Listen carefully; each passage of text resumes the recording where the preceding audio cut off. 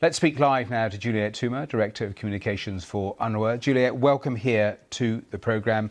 Your boss, Philippe Lazzarini, has tweeted multiple times through the course of today, talking about hospitals being hit in northern Gaza, the injured left without care, shelters overcrowded so people are living in the toilets, the smell of death absolutely everywhere. It sounds apocalyptic. It does indeed. And we've spoken several times over the past 1 year. And if anything, the situation continues to get worse. And we received overnight a call for help from our team members in northern Gaza who reported the life in northern Gaza has become hell. They said themselves they were waiting for their own deaths. That sounds incredibly desperate in terms of those sorts of communications.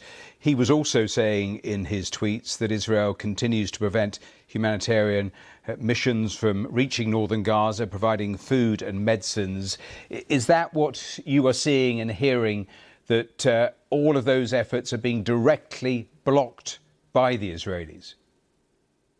So that area of the Gaza Strip, which is northern Gaza, which also includes Gaza City, has been under a tight siege for the past pretty much 2.5 weeks, with very, very little, and I mean very little, like 12 trucks of flour that went into that area.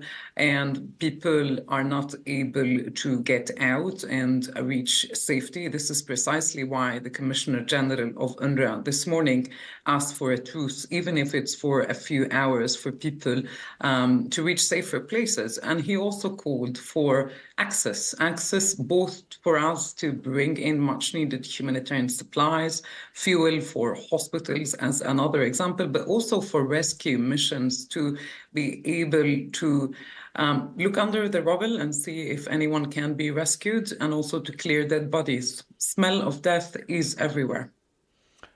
In terms of what you said about a truce, there is considerable worry that, and reports that people trying to flee have ended up being killed. Is that what you're hearing as well?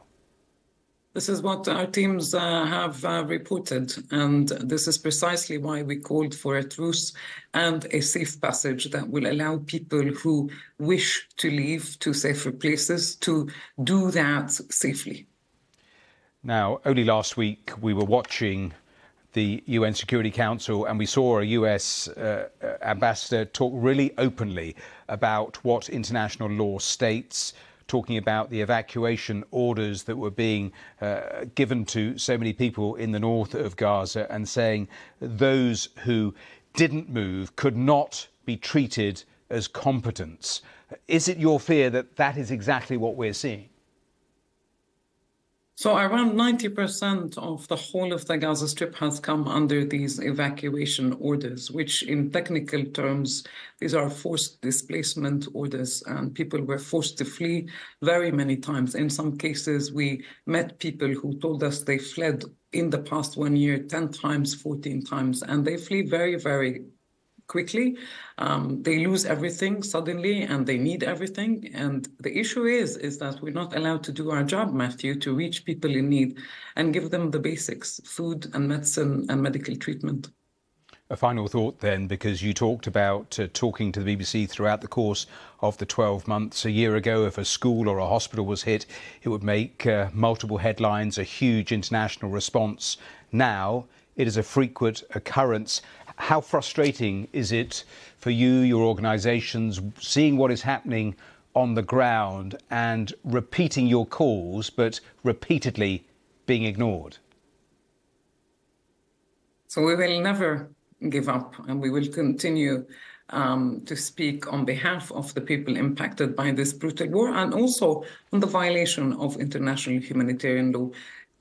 Those attacks and those violations must never become the new norm. And there should be much, much more pressure to be put to have a ceasefire right away, to release the hostages, and to bring in a standard flow of humanitarian supplies. Rules of war, including in Gaza, must apply. Well, Juliette Touma, thanks very much for taking the time to speak to us. Thank you.